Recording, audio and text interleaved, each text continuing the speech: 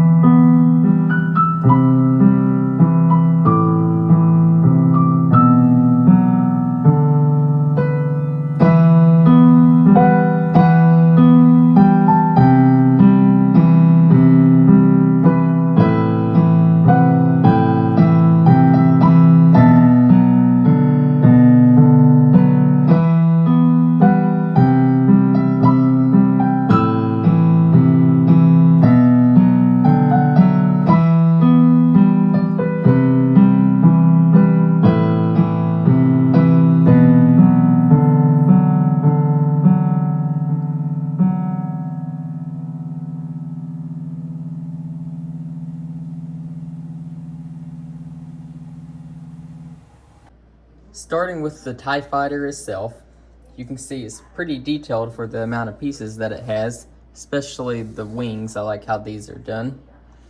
And for around $40, as I said, is what it sells for. Sometimes less, sometimes more. And a lot of times now, this one goes on sale for like $30. So this is very much worth its price, I think, already from just the size alone. I thought it was going to be really small at first, but if you see when I put a figure next to it, it's a pretty good size for what it is. And I'm going to show the cockpit. You open this right here, and you can also open the top, and you can fit one figure inside of there. Only one, sadly. I kind of wish you could fit a second one in the back or something, but that space really isn't used for anything. But inside of the cockpit, you can see there's not really any controls or anything. There's two kind of red buttons, just clear red studs. It doesn't really matter too much in my opinion though. And you just close the front back up and you close the top. One thing that I really like about the set is that there is no stickers, and all the pieces that are like detailed like this are printed, like these pieces on the sides, the windshield on the front, this piece on the top, and the other piece on the wings. Everything's printed, so I really like that. It's pretty sturdy for what it is.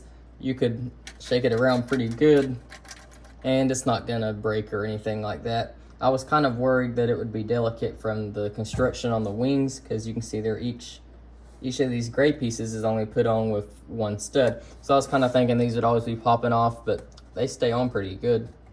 They kind of have a little bit of pressure put on them because they're hooked onto these little rounder pieces like this. So that kind of holds them into place a little bit better than if it was just across two studs on a straight line or something like that. And you'll see on the side, there's a lot of detail with using these little studded pieces with a bar on the end, and they kind of just curve around to make a circle. There's lots of using like normal bricks to kind of create curvature on this thing, like as you can see around here and around here. and especially like around the ball of the thing where it uses these little slope pieces to kind of make it look more round than it really is. And then it kind of finishes off its rounding with these top pieces and this piece on the back. You'll also notice these two green pieces right here. These are little shooters that you can press down on and it shoots them out. It also comes with an extra for if you lose one or if you just need another one. So I do like that. And if you don't like the way these look, then you can just shoot them out. Ooh, that one shot really hard. And it's not really even noticeable that they were there in the first place. The back of it just looks like this. There's not as much as the front or anything. And you can see where the two little shooters are. And up here around the top is just the printed piece, as I've said. You can actually wobble that around pretty easily, as it is just attached by one stud. And it just fell under the camera. Let me put that back on. Okay. And around the front of it is just the wing shielding stuff. The bottom looks like this, and the insides of the wings are just the undersides of plates. And then, as you know, the outside is the more detailed section. I do think this set looks very good on display, and it's also a good toy if that's what you want it to be, because it's so sturdy and doesn't break easily. The minifigures included in this set are a TIE Fighter pilot, a droid named NIL-8, which is a pun for Annihilate, and a stormtrooper. The printing on the front of the figures is very good, especially on the TIE Fighter pilot, because I really like the helmet with the little Imperial symbols and things on the top of the helmet. And the stormtrooper I think looks really good too. And I don't know if I can say the same for the droid Annihilate. I think the rest of the figure looks good. It's just that head kind of bugs me. It's just kind of dead and lifeless, I think. It has no printing or anything on it. Maybe this is how it's supposed to be though, so I'm not going to complain about it. And the printing on the front of the Stormtrooper and TIE Fighter pilot looks really good with their bodies and armors and belt and all that. There's no arm printing or side leg printing or anything, but I think it looks good as it is. The printing on the back of the figures is like this. Not as much as the front, but I'm still happy that there is back printing. And there's also some printing on the back of the Stormtrooper's helmet, so I do like that. These are the faces underneath the figures, and there's only one face on each of them, so there's nothing on the back. But I think these work pretty good for what they are. Overall, I think this is a very good Lego set, especially for its price. And as you may notice, it is scaled down from what it could have been, but I'm happy that Lego is starting making more affordable versions of a lot of the Star Wars ships. I hope that they do another Millennium Falcon or something that's a reasonable price range, that's also really detailed like this, because they did the Boba Fett starship that was very detailed and had a small price, but it was a smaller build.